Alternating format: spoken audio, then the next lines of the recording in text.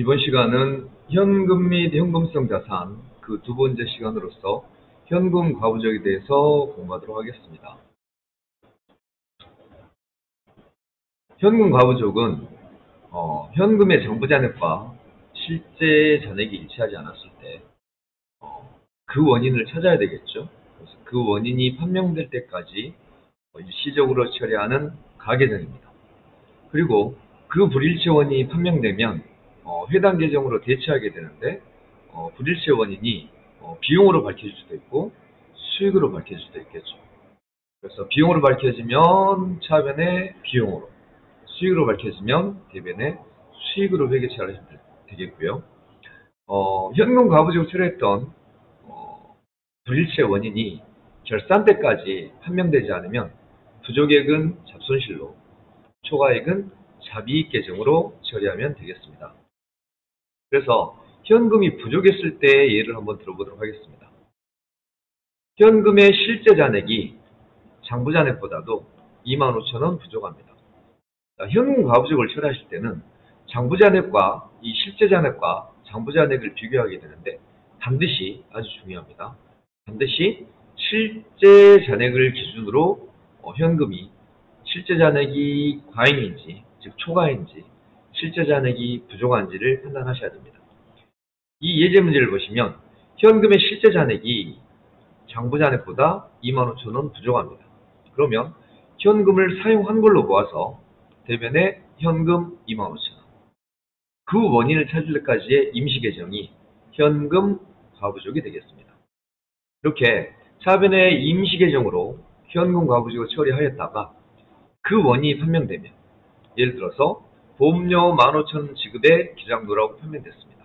그러면 차변의 현금 과부족 처리했던 25,000원 중에서 15,000원의 원인이 밝혀졌기 때문에 현금 과부족으로 처리한 25,000원 중 15,000원은 대변에 현금 과부족 상계 처리하고 보험료 지급의 기장도라고 밝혀졌으니까 차변의 보험료 15,000원 회계 처리하시면 되겠습니다.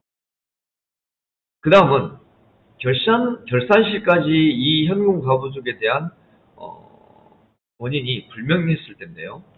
현금 과부족으로 처리한 25,000원 중에서 15,000원 원인이 밝혀졌는데 아직 현금 과부족 잔액 10,000원은 원인이 밝혀지지 않았죠.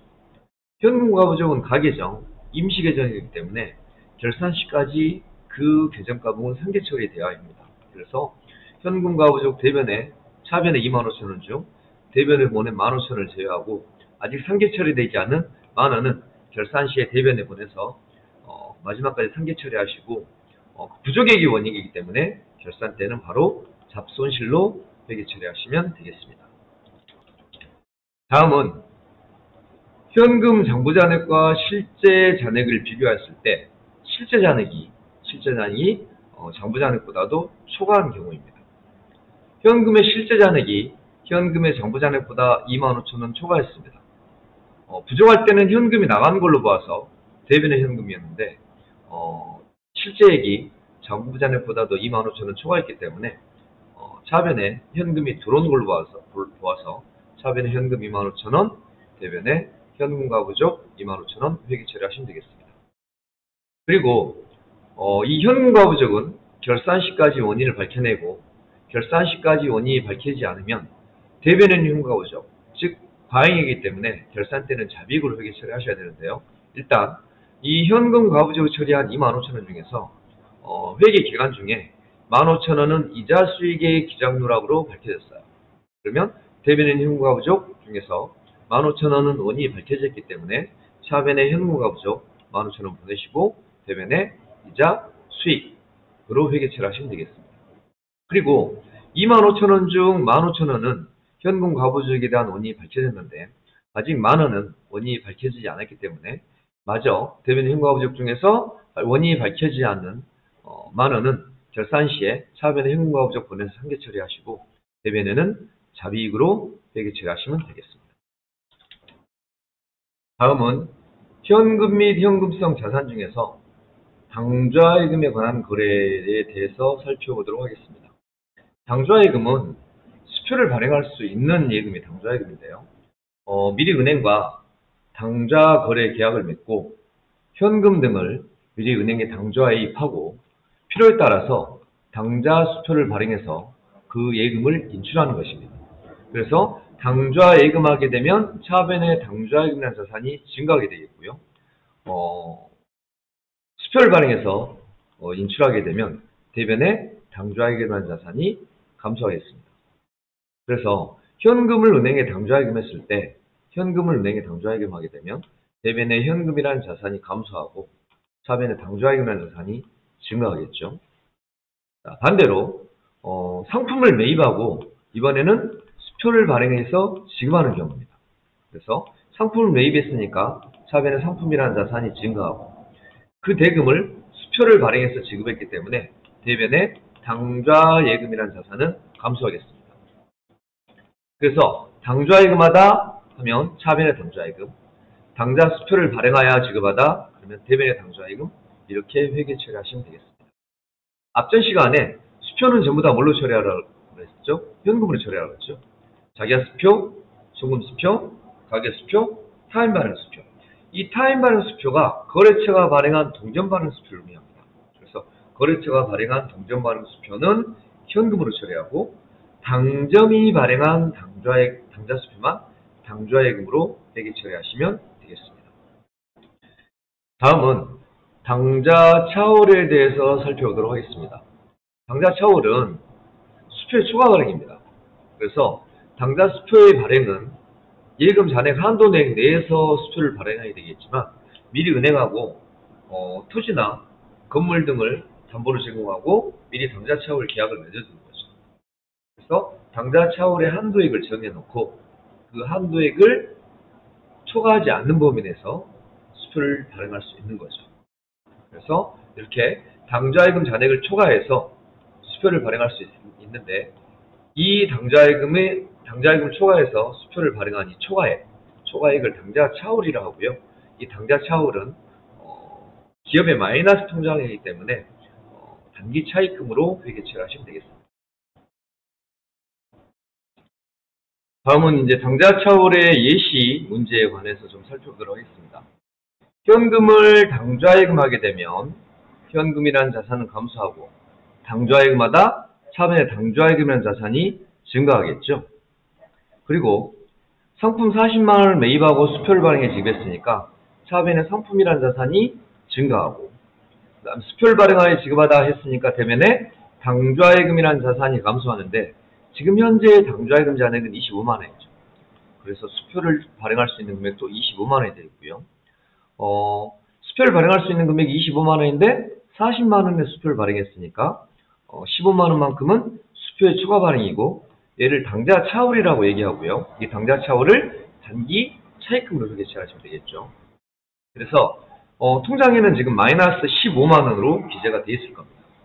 그리고 현금 20만 원을 당좌예금했는데요. 현금 20만 원을 당좌예금하게 되면 대변의 현금 20만 원이라는 자산이 감소하고 그 다음에 당좌예금 했으니까 차변의 당좌예금이라는 자산이 증가할 텐데요.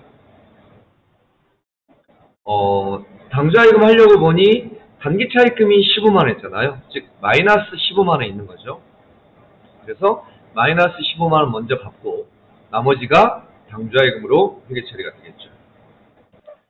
다음은 은행예금 중에 요구불예금입니다. 요구불예금.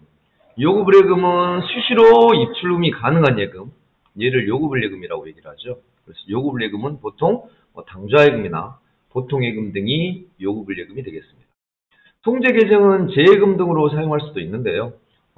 통제계정을 사용하지 않고 개별계정을 사용하고 있습니다. 그래서 보통 당좌예금이나 보통예금, 이런 저축예금 이런 것들은 요구불예금입니다. 수시로 입출금이 가능한 예금이죠. 그리고 현금성 자산은 큰 거래 비용 없이 현금으로의 전환이 용이하고 그 다음에 이자율 변동에 따른 가치 위험이 적은 채무증권 또는 단기금융 상품 즉 만기가 1년 이내인 정기 예적금 같은 단기금융 상품 중에서 만기가 3개월 이내이면 우리가 현금성 자산으로 얘기를 하죠. 근데 분개할 때는 현금성 자산으로 분개되지 않고 현금성 자산 등은 현금으로 분개가 되죠. 그래서 사용이 제한되어 있는 정기 예적금 중에서 만기가 1년 이내이면 단기금융상품, 1년 이상이면 장기금융상품, 그리고 만기가 3개월 이내이면 현금성 자산이다 라고 정리하시면 되겠습니다. 다음은 단기금융상품에 대해서 살펴보도록 하겠습니다. 단기금융상품은 조금 전에 말씀드린 것처럼 사용이 제한되어 있는 정기예금이나 정기적금 이런 것들, 그 다음에 금융상품들 이런 것들 중에서 만기가 1년 이내에 도래하는 것들을 우리가 단기금융상품이라 하는데요. 종류를 좀 더 살펴보면 정기예금이나 정기적금 같은 저축성 예금, 그 다음에 감채기금 같은 사용이 제한되어 있는 예금, 또는 금융상품, 금융상품의 종류가 아주 많죠. 그런 금융상품 중에서 만기가 1년 이내이면 단기금융상품인 거죠. 그리고 만기가 1년 이상이면 장기금융상품인 거죠. 그래서 보시면 단기금융상품 중에서 먼저 만기가 1년 이내인 정기예적금에 가입을 하게 되면 차변의 단기금융상품이라는 자산이 증가하고 이자와 함께 그 정기예적금을 인출하게 되면 대면의 단기금융상품이라는 자산이 감소하면서 이자 수익이 발생을 하겠죠. 그리고 정기예적금 말고 상위 제한되어 있는 감채기금이나 퇴직충당기금 이런 것들이 1년 이내에 인출하거나 사용 계획 중에 있는 것들 이런 것들도 단기금융상품이 되겠고요. 그 다음에 정형화된 금융상품들 중에서 만기가 1년 이내에 도래하는 양도선 예금증서, 어음관리구자, 머니마켓 펀드, MMF, 그다음 현매체나 기업어음 표지어. 자, 여러분들이 금융상품의 종류는 굉장히 많아요. 그리고 금융상품들 중에서 은행마다 사용하는 단어들도 상품의 이름이 다 다릅니다. 그런 것들을 다 여러분들이 기억하실 건 없으시고 금융상품들 중에서 그러니까 이제 금융기관에서 지급하는 금융상품들 1금융권이 됐든 2금융권이 됐든 또는 증권회사가 됐든 또는 저축은행이 됐든 만기가 1년 이내인 금융상품들은 단기금융상품, 만기가 1년 이상인 금융상품들은 장기금융상품, 그 다음에 만기가 3개월 이내이면 현금성 자산으로 회계 처리한다. 이렇게 정리를 하시면 좋겠습니다. 다음은 선일자 수표에 대해서 설명하도록 하겠습니다. 선일자 수표는 간단하게 미래의 날짜로 수표를 발행하는 거예요. 그래서 당좌 수표하고 약소금하고 다른 점이 수표는 발행일이 있고 만기일이 없는데 약소금은 발행일이 있고 만기일이 있잖아요. 근데 선일자 수표는 오늘 수표를 발행했더라도 미래의 날짜로 수표를 발행하는 것이기 때문에 선일자 수표는 어음과 동일하게 회계 처리를 하시면 됩니다. 그래서 선일자 수표를 받으면 차변을 받으러 선일자 수표를 발행하면 대변의 지급어음 이렇게 회계 처리하시면 됩니다. 그래서 선일자 수표는 어음이다. 그래서 수표증서의 발행일을 실제 발행일로 기재하지 않고 일정 기간 후에 수표에 대한 지급 청구를 하는 조건, 즉 어음하고 동일하죠. 그래서 보통 이런 것들은 법률적으로는 효력이 없지만 그냥 상관행상 인정되고 있다. 그래서 이 선일자 수표에 대한 회계 처리는 어음에 대한 회계 처리에 준하면 되겠습니다. 그래서 선일자 수표를 발행하게 되면은 지급어음, 선일자 수표를 수취하게 되면은 차변의 받으러움 이렇게 회계 처리하시면 되겠습니다. 다음은 단기 매매 증권에 관한 회계 처리인데요. 단기 매매 증권에 관한 회계 처리에 대해서 먼저 말씀드리기 전에 우리가 유가증권 이렇게 얘기를 하는데요. 유가증권은 지분증권하고 채무증권은 나눠집니다. 그래서 지분증권은 주식을 얘기하는 거죠. 그리고 채무증권은 국채나 공채나 회사채, 즉 국공회사채, 주식 이런 것들을 우리가 유가증권 이러는데요.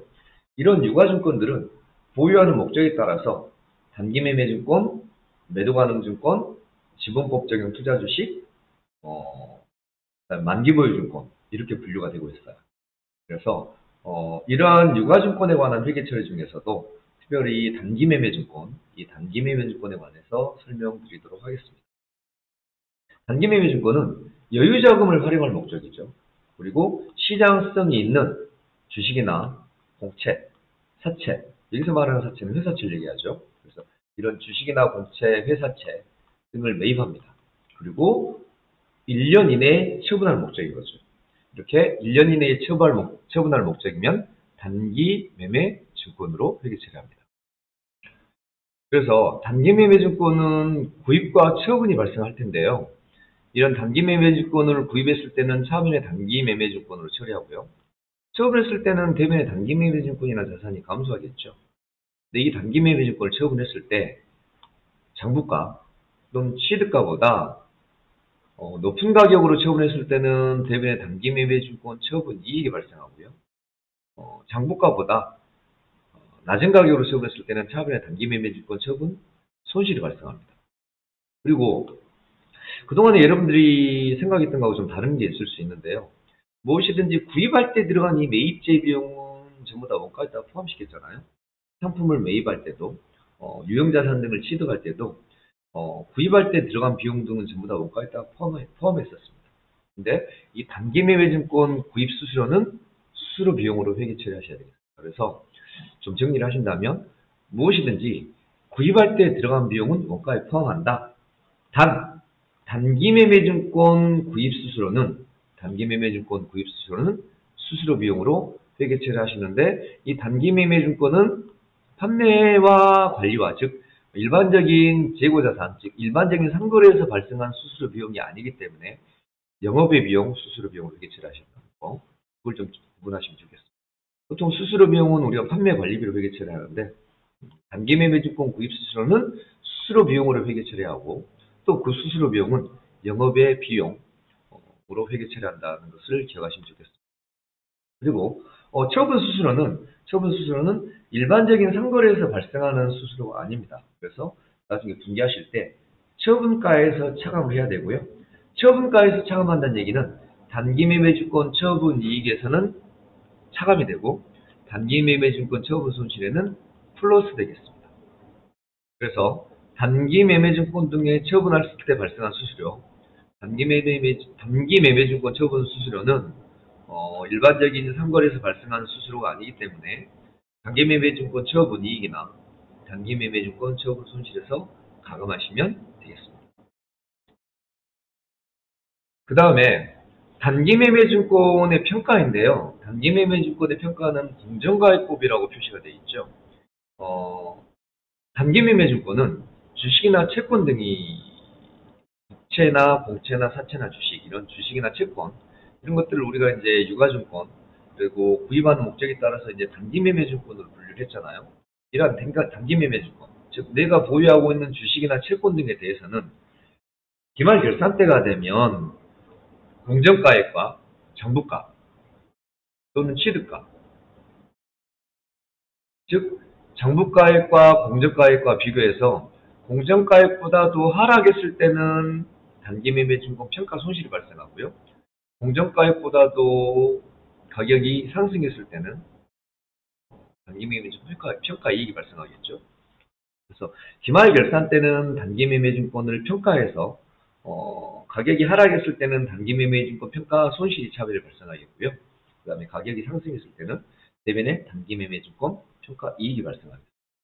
처분하게 되면 차별의 단기 매매증권 처분 손실이나 대변의 단기 매매증권 처분 이익이 발생하는데 이렇게 기말에 평가했을 때는 단기 매매증권 평가 손실이나 단기 매매증권 평가 이익이 발생합니다. 그 다음에 회사가 일시적인 소유 목적으로 이렇게 단기 매매증권을 구입을 했을 때 즉 단기 매매증권 중에서 국공회사채 이런 국공회사채를 보유하고 있으면 이자를 받을 수가 있는데요.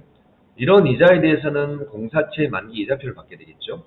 이런 공사채 만기 이자표는 이자 수익으로 회계 처리하고 그 다음에 배당금을 받을 때는 배당금 영수증을 받게 되는데 이 배당금을 받을 때는 대변의 배당금 수익으로 회계 처리하시면 되겠습니다. 그래서 공사채 만기 이자표를 받게 되면 대변의 이자 수익 그 다음에 배당금 영수증을 받게 되면 대변의 배당금 수익이 발생하는데 공사채 만기 이자표가 됐든지 또는 배당금 영수증이 됐든지 공사채 만기 이자표나 배당금 영수증은 현금성 자산이죠. 그래서 차변에는 이렇게 현금으로 회계 처리하시면 되겠습니다. 다음은 상품 매매에 관한 회계 처리인데요.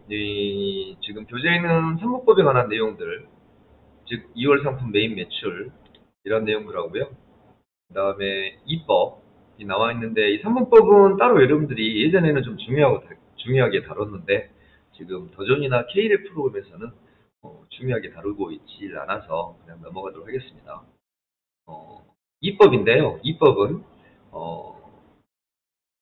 계정을 두 개 사용한다고 생각하시면 되겠습니다. 이법이라서 계정이 두 개가 아니고, 그래서 상품을 매입할 때는 차변의 상품, 매출했을 때는 대변의 상품 매출로 회계 처리한다. 그래서 상품을 매입하다 차변의 상품이라는 자산이 증가하고, 매출하다 대변의 상품 매출이라는 수익이 발생한다. 그래서 매입하다 차변의 상품, 매출하다 대변의 상품 매출, 이렇게 회계 처리한다 라는 정도를 일단 기억하시면 좋겠습니다. 그 다음에는요, 상품 매출 이익에 관한 등식이 나와 있는데요.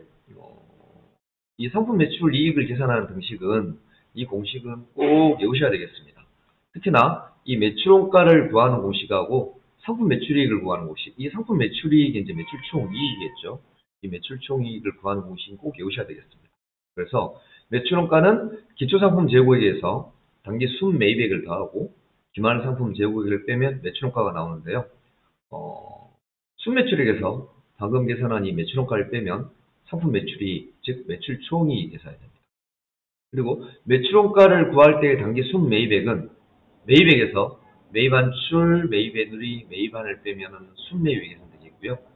매출총익을 계산할 때 순매출액에서 매출원가를 빼게 되는데, 이 순매출액은 총 매출액에서 매출한입, 매출애누리, 매출한인을 차감하면 순매출액이 계산이 되겠습니다. 이 공식 등은 시험에 이론 문제로 매출원가를 계산한다든가 매출총익을 계산하는 문제, 이런 것도 시험에 자주 출제되고 있기 때문에 꼭 공식을 기억하시고 외우셔야 되겠습니다. 그 다음에 운임에 관한 회계 처리에 대해서 설명을 드릴 건데요. 그냥 간단합니다. 매입할 때 들어가는 운임은 매입원가에 가산한다. 즉 상품을 매입하면 차변의 상품이라는 자산이 증가하는데, 여기에 관련돼서 매입제 비용, 운반비라든가 뭐 하역비라든가 이런 비용들이 들어가게 되면 매입원가에 포함한다. 즉 차변 상품에다 포함하시고, 매출할 때의 운임은 따로 운반비라는 계정으로 회계 처리한다 라고 기억하시면 되겠습니다. 운임은 두 가지가 있는데, 매입 시 운임은 원가에 포함한다. 매출 시 운임은 운반비에 처리한다. 이렇게 정리하시면 되겠습니다.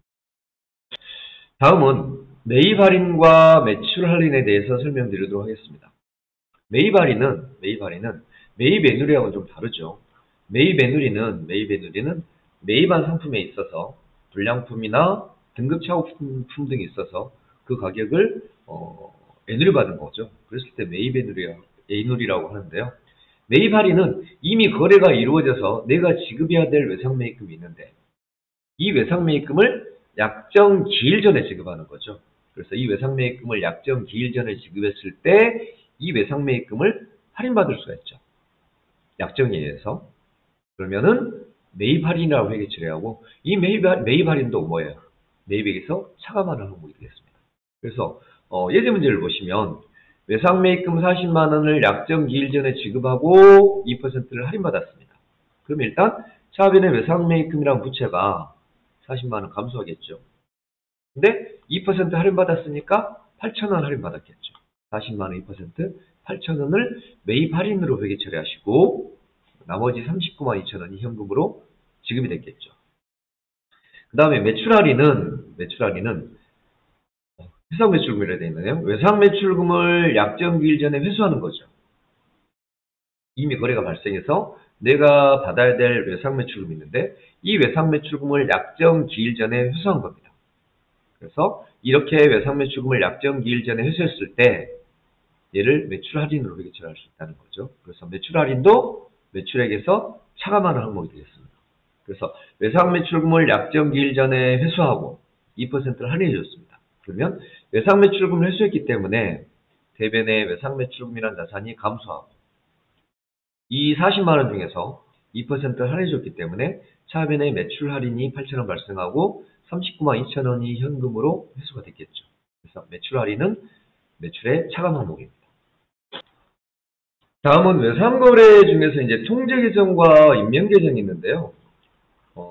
보통 우리가 이제 외상 매출금이나 외상 매입금을 회계 처리하실 때 통제계정을 사용하시죠. 그래서 외상 매출금에 대해서는 외상 매출금, 즉 채권이 발생하고요. 외상 매입금에 대해서는 외상 매입금, 채무가 발생하죠. 이렇게 외상 매출금과 외상 매입금으로 회계 처리하는 게 이제 통제계정이죠. 근데 이제 거래처가 적은 경우에 인명계정을 사용할 수가 있는데, 인명계정은 외상 매출금이나 외상 매입금 대신에 거래처 이름을 기록하는 겁니다. 인명계정을 사용하는 회사는 거의 없다고 보시면 되겠습니다. 그래서 외상 매출금이나 외상 매입금에 관한 회계 처리는 통제계정을 사용하고 있다라고 정리하시면 좋겠습니다.